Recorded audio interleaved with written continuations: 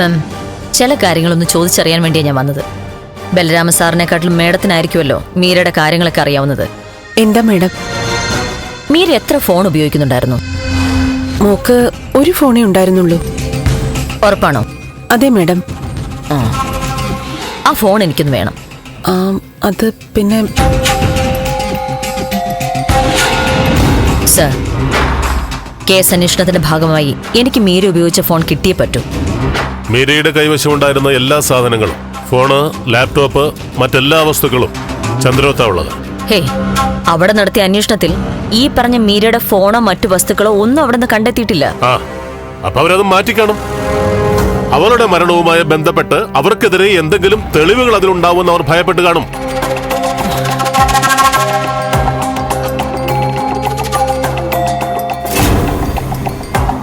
അതാ ഞാൻ വീണ്ടും വീണ്ടും ചോദിക്കുന്നേ, എന്തുകൊണ്ടാ നിങ്ങൾ അവരെ അറസ്റ്റ് ചെയ്യാത്തെ?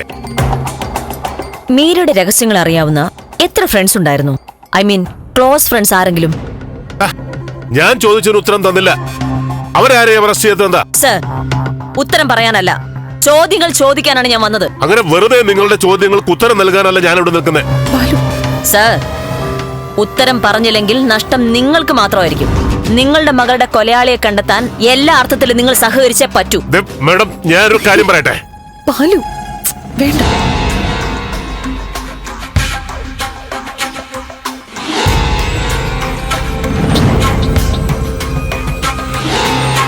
ക്ഷമിക്കണം മേഡം, അന്വേഷണത്തിന് ഒരു ഫലവും കിട്ടാതെ വന്നപ്പോ അതിന്റെ നിരാശയും ദേഷ്യവും ആയി കാണിക്കുന്നേ.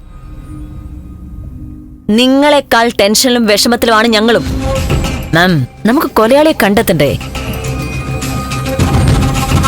വാശി കാണിച്ചിട്ടോ ഈഗോ കാണിച്ചിട്ടോ ഒന്നും ഒരു കാര്യമില്ല. പോലീസ് ആരുടെ മുന്നിലും തോറ്റു തരാനും പോകുന്നില്ല. അവൾക്ക് അങ്ങനെ ഫ്രണ്ട്സ് ആരും ഉണ്ടായിരുന്നില്ല മാഡം.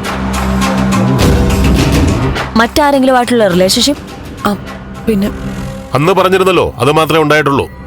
അതിനപ്പുറത്തേക്ക് അവളും ഞങ്ങളുമായിട്ടൊന്നും ഡിസ്കസ് ചെയ്തിട്ടില്ല. ഒന്ന് ആലോചിച്ചു നോക്കൂ. ഒരു ബന്ധം, മാനസികമായിട്ടുള്ള ഒരു അടുപ്പം, വിവാഹത്തിലേക്ക് എത്താൻ ആഗ്രഹിക്കുന്ന ഒരു പ്രണയം, അങ്ങനെ ഒന്നും മീരയ്ക്കുണ്ടായിരുന്നോ? ഉണ്ടായിരുന്നു. ആരാ സർ? നന്ദൻ, ചന്ദ്രോത്തിലെ നന്ദൻ. സർ, ഇതൊക്കെ എനിക്ക് അറിയാവുന്ന കാര്യങ്ങളാണ്. നന്ദനല്ലാതെ മറ്റാരെങ്കിലും? അതെന്താ നന്ദൻ എന്ന് പറയുമ്പോൾ നിങ്ങൾ എപ്പോഴും ഒഴിഞ്ഞു മാറുന്നേ? എന്താ സിദ്ധാർത്ഥനെ നിങ്ങൾക്ക് പേടിയാണോ? സർ, ബാലു, എന്ത് ബാലു ഇത്? എനിക്ക് സാറിന്റെ മാനസികാവസ്ഥ മനസ്സിലാവും. പക്ഷേ എനിക്ക് ചോദ്യങ്ങൾ ചോദിക്കാതിരിക്കാൻ പറ്റില്ല. സാറിനെ സന്തോഷിപ്പിക്കുന്ന ഉത്തരം നൽകാനും സാധിക്കില്ല.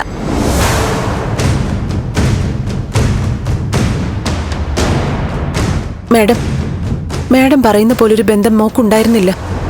അത് ഞങ്ങൾക്ക് ഉറപ്പാ. ഓക്കെ,